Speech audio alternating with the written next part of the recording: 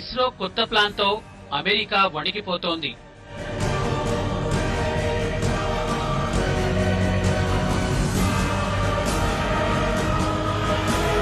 ఇస్రో తాజా machine రష్యాను గడగడలాడిస్తోంది.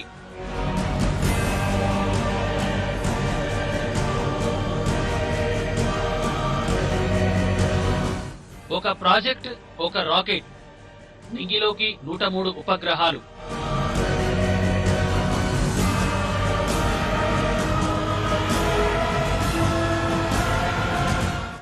Operation Aditya ready. Next target శుక్రుడు, బృహస్పతి.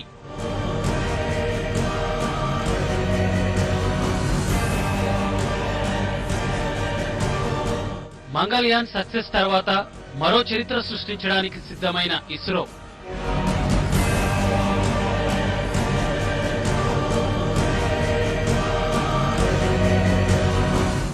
ప్రపంచ అంతరిక్ష చరిత్రలో సువర్ణాధ్యాయాన్ని లిఖించనున్న ఇండియన్ సైంటిస్టులు.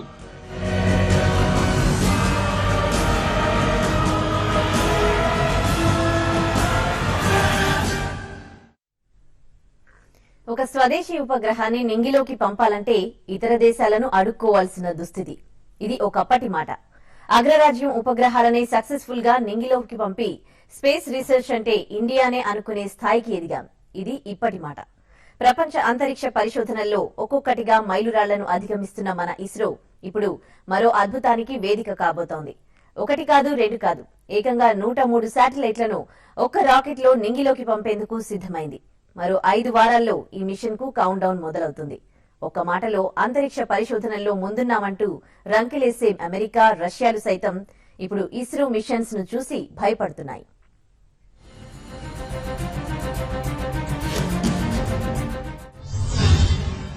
ఇస్రో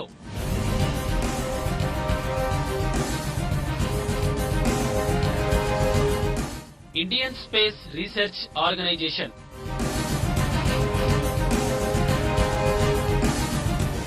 రికార్డులు సృష్టిస్తుంది. ఆ రికార్డులు తానే తిరగరాస్తుంది.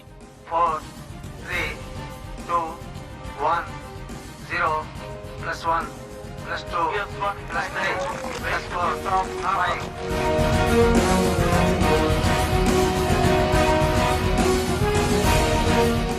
అవును, అతి తక్కువ ఖర్చుతో అతిపెద్ద ప్రాజెక్టు చంద్రయాన్తో ప్రపంచ దృష్టిని ఆకర్షించిన ఇస్రో ఇప్పుడు సరికొత్త అధ్యాయానికి తెరతీస్తోంది. తమ రికార్డులు తామే బద్దలు కొట్టడానికి సిద్ధమవుతున్నారు మన సైంటిస్టులు. ఒక్క మిషన్ తో ఏకంగా 103 శాటిలైట్లను నింగిలోకి పంపే అద్భుతానికి ఇస్రో వేదిక కాబోతోంది. ఫిబ్రవరి మొదటి వారంలో జరిగే ఈ మిషన్ లో నింగిలోకి పంపుతున్న 103 ఉపగ్రహాల్లో 100 ఉపగ్రహాలు మిగతా దేశాలవే. ముందుగా 83 ఉపగ్రహాలను పంపుదామనుకున్నా కూడా తర్వాత మరికొన్నిటిని కలుపుకొని ఒకేసారి పంపి వరల్డ్ రికార్డ్ సృష్టించాలని ఇస్రో భావిస్తోంది.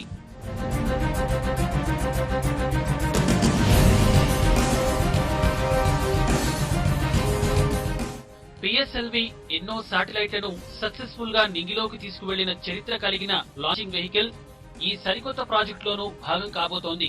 పిఎస్ఎల్వి C-37 లో మొత్తం 1350 కిలోల పేలోడ్ ఉంటే అందులో 500 నుంచి 600 కేజీలు కేవలం శాటిలైట్ల బరువు మాత్రమే ఉంటుందట.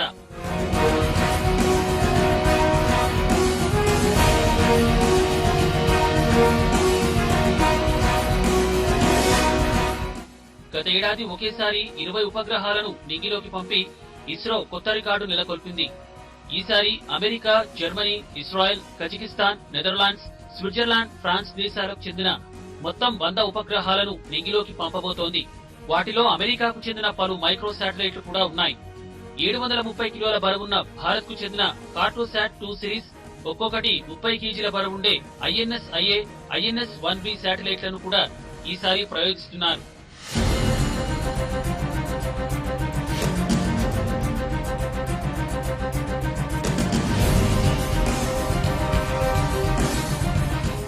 రష్యా మినహా గతంలో ఏ దేశంలో కూడా ఈ స్థాయిలో ప్రయోగాలు చేయలేదు. ఒక్క రష్యాని 2014లో ఆ దేశానికి చెందిన నెపర్ అనే రాకెట్ ద్వారా 37 ఉపగ్రహాలను నింగిలోకి పంపింది. ఇక అమెరికా అంతరిక్ష పరిశోధనా సంస్థ నాసా ఒకసారి 29 ఉపగ్రహాలు పంపింది.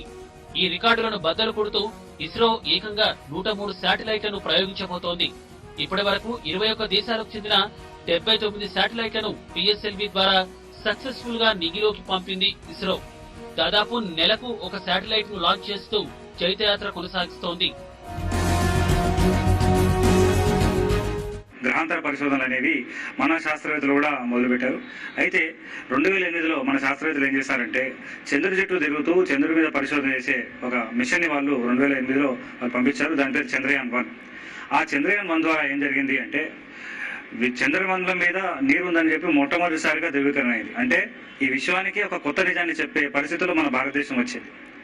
దాని తర్వాత మన శాస్త్రవేత్తలు అంగారక గ్రహం అయితే చాలా దేశాలు, జపాన్ లాంటి దేశాలు, చైనా లాంటి దేశాలు కూడా ఇప్పటికీ వాళ్ళు సక్సెస్ఫుల్ గా ఏ మిషన్ పంపలేకపోయారు. అట్లాంటిది మన శాస్త్రవేత్తలు 2013లో అంగారక గ్రహాన్ని పరిశోధన చేయడానికి, కుజగ్రహాన్ని పరిశోధన చేయడానికి మంగళయాన్ పంపించారు. పంపడమే కాకుండా ఇప్పటికీ అది చాలా సక్సెస్ఫుల్ గా అంగారక గ్రహం మీద పరిశోధన చేస్తూ ఎంతో డేటాని మనకి ఇస్తా ఉందండి. అయితే ఇది ఇక్కడితో ఆపకుండా మన శాస్త్రవేత్తలు ఏం చేస్తున్నారు అంటే ఇప్పటికే ఈ యొక్క మంగళయాన్-2 ని వాళ్ళు ఇప్పటికే ప్లాన్ చేస్తా ఉన్నారు. అది కూడా వారు దాన్ని రానున్న రోజుల్లో లాంచ్ చేసే పరిస్థితిలో ఉంది.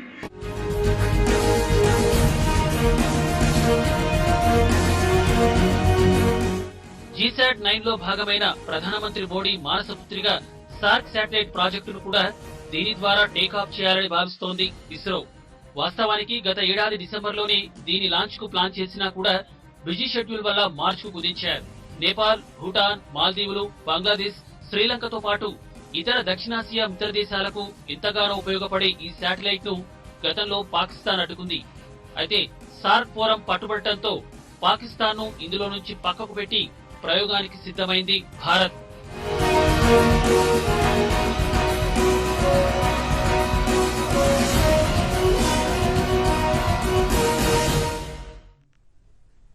అరుణ గ్రహంపై పరిశోధనకు పంపిన మార్స్ ఆర్బిటర్ మిషన్ విజయవంతం కావడంతో ఇస్రో శాస్త్రవేత్తలు రెట్టించిన ఉత్సాహంతో ఉన్నారు.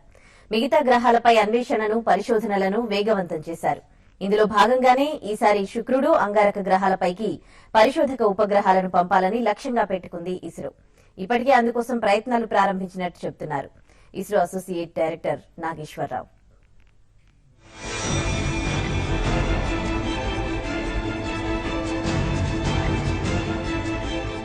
చంద్రుడిని ఛేదించాం, సూర్యుడిపై కన్నేశాం.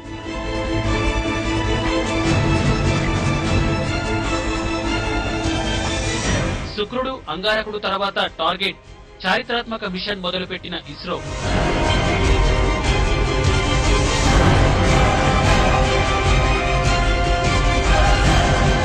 మంగళయాన్ సక్సెస్ ఇస్రో శాస్త్రవేత్తలకు మంచి బూస్టప్ నిచ్చింది. దీంతో సూర్యుడిపై పరిశోధనను వేగవంతం చేసింది ఇస్రో. ఆదిత్య-1 పేరుతో సూర్యుడి ఉపరితలాన్ని స్టడీ చేయడానికి ఒక శాటిలైట్ ను రూపకల్పన చేస్తోంది. భూమిపై కమ్యూనికేషన్ వ్యవస్థను సూర్యుడి నుంచి వెలువడే సోలార్ ప్లేస్ ఎందుకు అడ్డుకుంటున్నాయో తెలుసుకోవడమే ఈ పరిశోధనల లక్ష్యం. ఇక సూర్యుడి వేడిమి నుంచి ఇప్పటికే అంతరిక్షంలో ఉన్న శాటిలైట్లను రక్షించేందుకు ఈ పరిశోధన డేటాను వినియోగించాలని భావిస్తోంది. 2012-13లోనే ఈ ప్రాజెక్టుకు రూపకల్పన చేసిన దాన్ని 2017-20 మధ్యలోనే పూర్తి చేయాలని అనుకుంటోంది. ఇందుకోసం పిఎస్ఎల్వి ఎక్సెల్ పేరుతో ఒక ప్రత్యేక లాంచ్ వెహికల్ రెడీ చేస్తున్నారు. శాటిలైట్ ప్రోటోటైప్ ను 2011లోనే రెడీ చేశారు.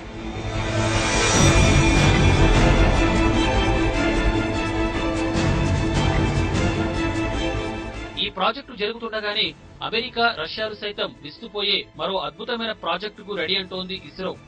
ఏకంగా శుక్రుడు, అంగారక గ్రహాలపై పరిశోధనలకు సిద్ధమని అంటున్నారు ఇస్రో శాస్త్రవేత్తలు. సూర్యుడి తర్వాత రెండో గ్రహమైన శుక్రుడు 19 నెలలకు ఓసారి భూమికి అత్యంత దగ్గరగా వస్తాడు. అదేవిధంగా ప్రతి 33 నెలలకు అంగారకుడు భూమికి సమీపానికి చేరుకుంటాడు. ఆ సమయంలో భూమి నుంచి స్పేస్ క్రాఫ్ట్ ని పంపాలని యోచిస్తోంది ఇస్రో. అయితే ఈ పరిశోధనలకు ఎలాంటి లాంచ్ వెహికల్ కావాలి, ఎలాంటి శాటిలైట్ ను తయారు చేయాలనే దానిపై ప్రస్తుతం పరిశోధనలు జరుగుతున్నాయి. మొత్తానికి ఈ విశ్వంలో ఉన్న ఎన్నో అంశాలని తెలుసుకునే ప్రయత్నం చేస్తా ఉన్నారు. అయితే ఎప్పుడు సామాన్య మానవుడి మధ్యలో ఒక ప్రశ్న వస్తుంది, అసలు ఇది అవసరమా? ఇలా అంగారగ్రహానికి, శుక్రగ్రహానికి, గురుగ్రహం గురించి పరిశోధన చేసే అవసరం ఏముంది అనేది ఒక ప్రశ్న ఎప్పుడు మనకు వస్తూనే ఉంటుందండి. అయితే ఇక్కడ ఒక మాట మనం చెప్పుకోవాలి. భూమి మీద కొన్ని ప్రత్యేకమైన పరిస్థితుల్లోనే జీవనం ఏర్పడింది, కొనసాగుతా ఉంది. అయితే మన చుట్టుపక్కల ఉన్న ఈ గ్రహాల ఒక ఉనికి, దాని ఒక పుట్టుక గురించి మనం తెలుసుకున్నట్టయితే మన ఒక భూమి గురించి తెలుసుకునే అవకాశం చాలా ఉంటుంది. అండ్ మానవాళి మనగడ కనుక మనం కొనసాగించాలి అంటే మనము ఇలా సుదూర అంతరిక్షంలో ఉన్న ఈ గ్రహాల గురించి పరిశోధన చేయాల్సిన అవసరం చాలా ఉందనేది మనం చెప్పుకుంటాం అన్న. మన శాస్త్రవేత్తలు రాను రోజుల్లో అంటే వచ్చే సంవత్సరం వరకు చంద్రయాన్ 2 అంటే చంద్రయాన్ 1లో మనం ఏం చేసాము, చంద్రుడి చుట్టూ తిరుగుతూ చంద్రుడి మీద పరిశోధన చేశాం. చంద్రయాన్ 2లో మన శాస్త్రవేత్తలు చంద్రమండలం మీద దిగి అక్కడ పరిశోధన చేసే వాహక నౌకల్ని వారు ప్రయోగం చేయబోయే ప్లాన్ చేస్తా ఉన్నారు చంద్రయాన్ 2లో. అయితే ఇది ఇలా ఉండగా మన భారతదేశం వచ్చే సంవత్సరం ఈ ప్రయత్నం చేసినప్పటికీ ఇప్పటికే బెంగళూరుకి సంబంధించిన ఒక ప్రైవేట్ సంస్థ, ఒక స్టార్టప్ సంస్థ టీమ్ ఇండస్ అని చెప్పేసి ఉంది. వారి ఒక చంద్రమండలం మీద దిగి పనిచేసే రోవర్ ని మన శాస్త్రవేత్తలు ఈ సంవత్సరం డిసెంబర్ నెలలో దాన్ని చంద్రంలో దింపబోతున్నారు. నిన్న మొన్నటి వరకు ఇలాంటి పరిశోధనలకు మారుపేరుగా నిలిచిన అమెరికా, రష్యాలు కొంచెం వెనకపడిపోగా ఇస్రో అగ్రరాజ్యాలకు సవాల్ విసురుతోంది. అమెరికా ప్రస్తుతం శాటిలైట్లను ఇస్రో ద్వారా కక్షలోకి ప్రవేశపెడుతోంది. ఈ నేపథ్యంలో అమెరికాకు చెందిన కొన్ని రాకెట్ లాంచింగ్ సంస్థలు అమెరికా శాటిలైట్లను ఇండియన్ ఇస్రో ద్వారా ప్రయోగించడాన్ని తీవ్రంగా ఖండిస్తున్నాయి. అయినా వరుస విజయాలతో దూసుకుపోతోన్న ఇస్రో దేశ ఖ్యాతిని, గౌరవాన్ని మరింత పెంచుతోంది.